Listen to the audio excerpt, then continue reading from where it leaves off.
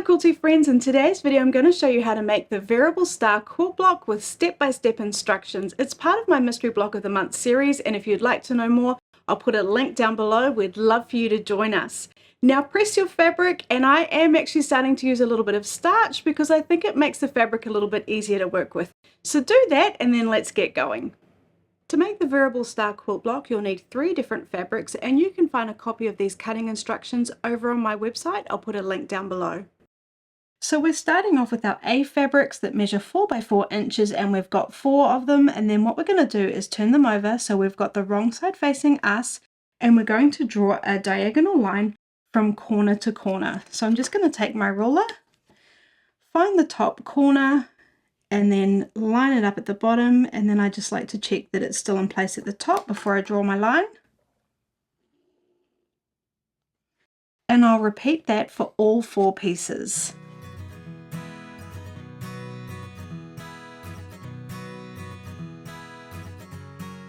So now I've got my D piece that measures 7.5 inches by 7.5 inches, and I'm going to take one of the A pieces that we drew the line on, and I'm going to face it right sides together, one in the top left hand corner and one down in the bottom right hand corner. Now we want the lines to make a complete line, so I'm just going to turn that around so we've got that line coming down, and I just want to make sure the edges are lined up on both sides, the top and the bottom, and making sure that this line makes one nice continuous line. And when I'm happy, I'm just going to pop some pins in on either side of the line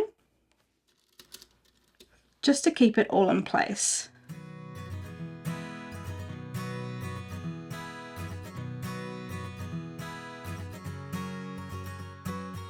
Now what we're going to do is sew down both sides of the line with a 1/4 inch seam allowance.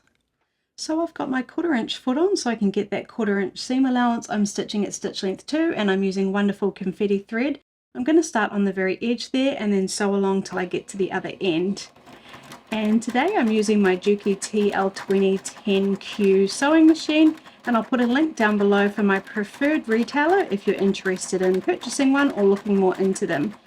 It's absolutely my pride and joy, and I love it so much. Now when I come up to this point here, I just wanted to point out that it's better to have the piece that you're starting with on top rather than this piece underneath on top like that, because then it will push it forward as we're sewing. So we just got this top piece here on top.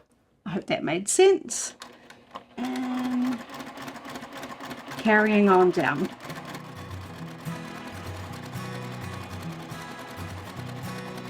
Coming off the very edge, cutting my thread. And now I'm just going to carry on doing exactly the same on this side.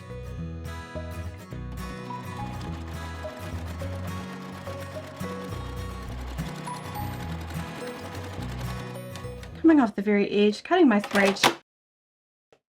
Now we're going to remove the pins and cut along that diagonal line. It's optional, but if you'd like to, you can give it a little press so it's sitting really nicely. Now I'm just going to take my ruler and line it up along the line we drew. The very beginning all the way down to the bottom. Then I'm just going to take my rotary cutter and cut along that line we drew. Now we've got 2 pieces. Let's give that a press. So now we're going to set our stitches, which just helps our stitches set into the fabric, make them stronger, and our block lay flatter. Then I'm going to open it up, and we want to press the seams towards our white pieces, our A fabric. So I'm just going to finger press it so it's sitting nicely and press.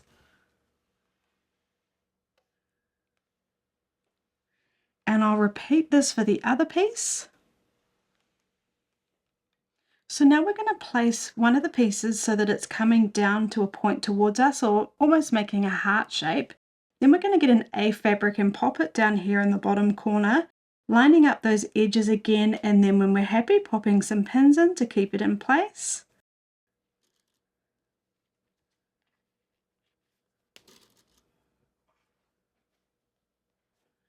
And we're just going to sew down both sides with a 1/4 inch seam allowance, just like we did. Starting on the very edge and sewing all the way to the other end.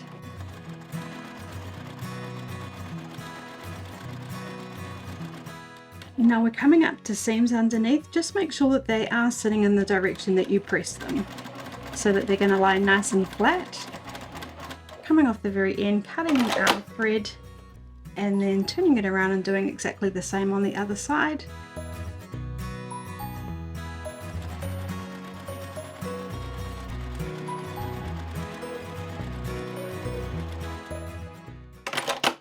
So taking my ruler and lining it up on our ruled line again, and when I'm happy, cutting it with my cutter. So now we have two pieces, and then we'll press them. So setting our stitches again, and opening up and pressing towards our A fabric, giving it a finger press and pressing. Repeating that for our second piece, and remember we still have another set to do, so then do exactly the same steps for the other set, and then we'll move on to the next step. You need 4 pieces in total. So now we're creating our blocks, and they're called flying geese blocks, and they need to measure 3.5 inches by 6.5 inches. Now you can get special rulers to do this. This is just a Creative Grids ruler that is 3.5 inches by 6.5 inches. So if I place that on top with the seams in line with the diagonal lines on my ruler, that actually positions it absolutely perfect. And then all I would need to do is trim around all 4 sides. Can you see how easy that is? But not everyone has that ruler.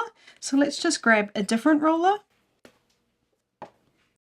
Now again, we're going to find that diagonal line. And what we're going to do is we're going to place it on top so that the diagonal line is on the seam. But where our fabric has the point right here, we need to measure that as the center of our block, and we need to find half of our block. So we need our block to be 6.5 inches. So half of that is 3.25 inches. So I need to find the 3.25 inch guide on my ruler. And this is a little bit tricky. Obviously, it's way easier if you just have the perfect size ruler.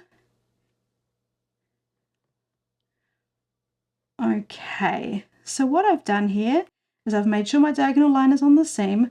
I've found my 3.25 inch mark here, and I've just come down a bit so that if I was to carry on that line, it would be lining right up at my 3.25 inch mark.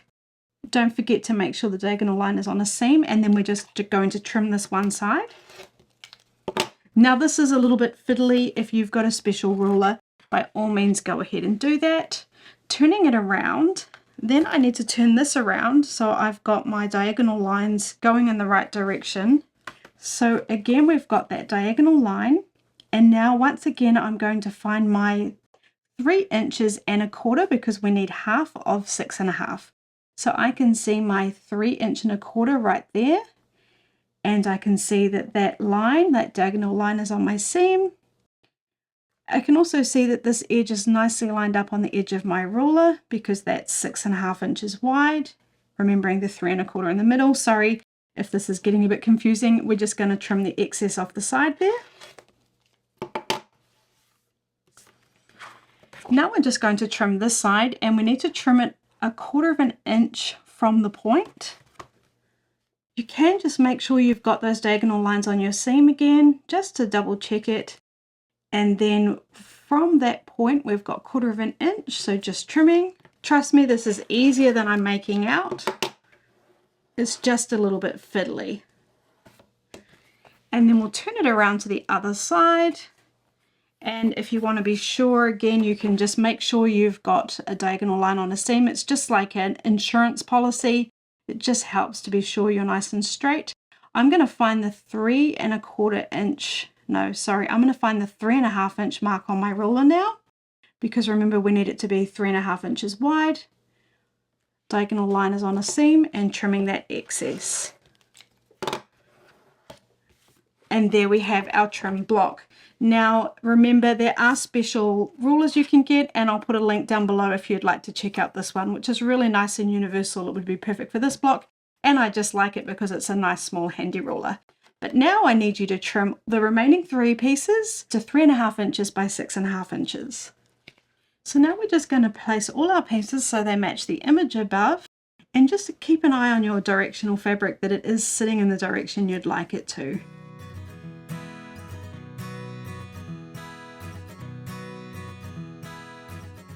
So once you're happy that they're all in the correct position, just double check again.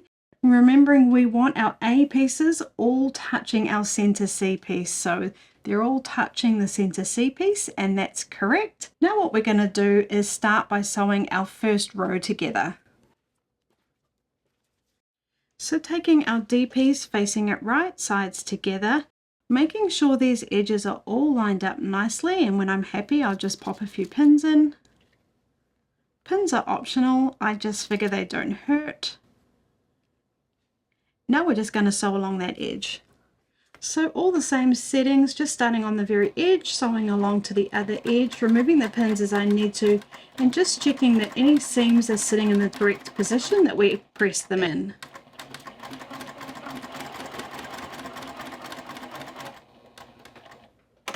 Coming off the very edge, lifting up my foot. Now we've got that first one on, I'm just going to take the piece that was on the right hand side, place that right sides together, line up the edges, pin and sew.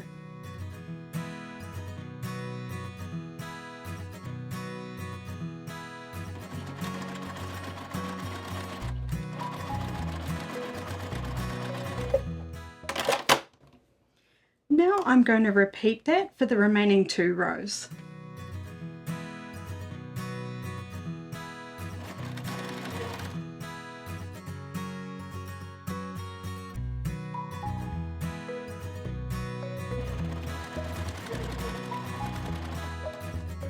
So when we're sewing our flying geese together, we can just open it up and check we're happy with how those points are sitting. So if you're happy, then move on. If you're not, decide, does it annoy you enough to really worry about it? And if it does, what you can do is just unpick your stitches and start again. There is a little trick to it, and I'll show you by sewing this side on. I'm just going to place it right sides together, line up all those edges,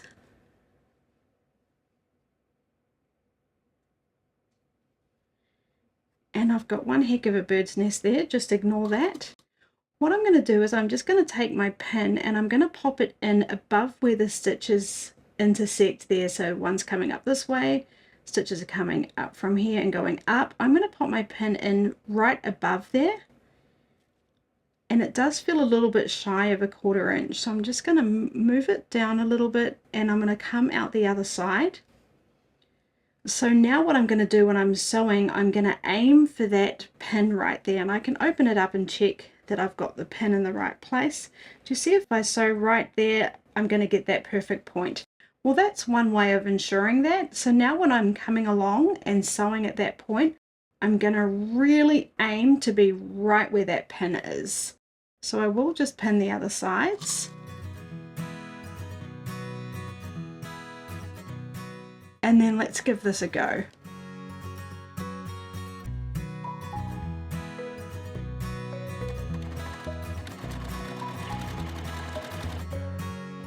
Making sure those seams are all going to be in the correct position, and just doing my best guess to be right where that pin was.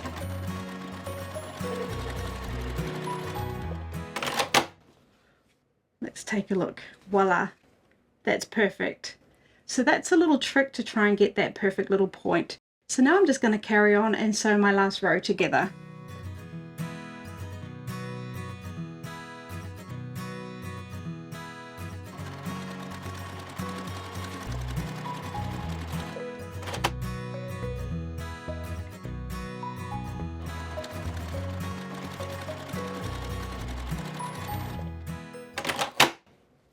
Now let's press those seams. So just setting our stitches, and we'll do this for all the rows, and then opening it up, and we want to press the seams towards our larger piece, and in this case it's our C piece.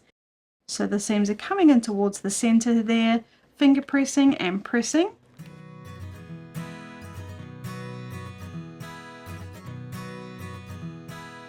And then doing the same for the 2 smaller pieces, or rows I should say. And this time we're pressing the seams out towards this larger piece, or our D fabric. Finger pressing and pressing.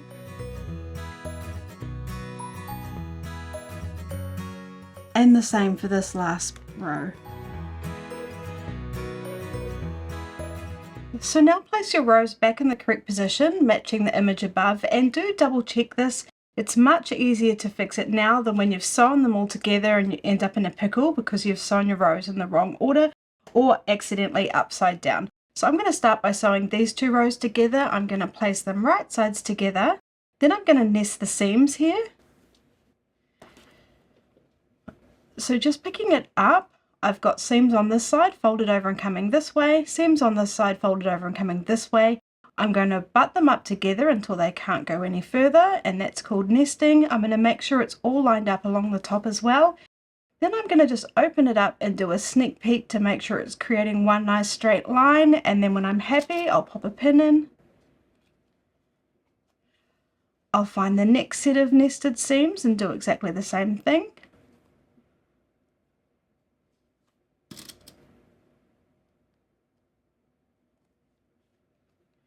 Then I'll just pop a pin in at the beginning and the end, making sure all the edges are lined up nicely along the top and the side.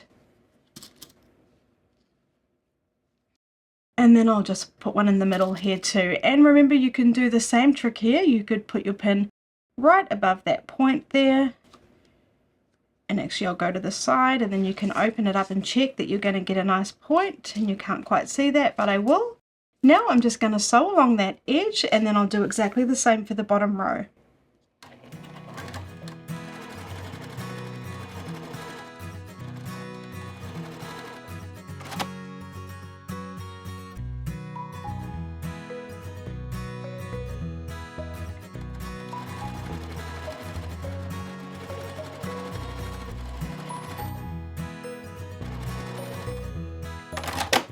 Now let's give our block one last press.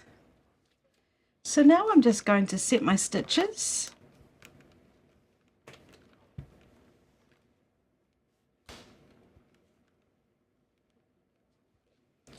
And then I'm just going to press them away from our flying geese because I just personally find they sit a little bit nicer, but you can press yours however you'd like. I'm just finger pressing in here, making sure I get any of the creases out and checking I can feel that those seams underneath are sitting nicely, and then I'll press.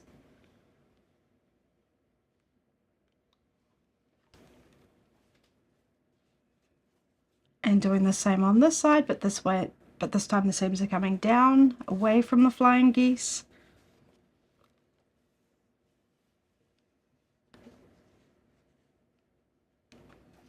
Okay, and then I'll just give my whole block a once over. And there we have our Variable Star Quilt Block. Isn't that just super cute? I hope you enjoyed this video, and if you're looking for other ideas on quilt blocks to sew, you might like to check out last month's block where we made the frame 4 patch quilt block. I'll put the link up above. Thanks so much, and I'll see you in the next video.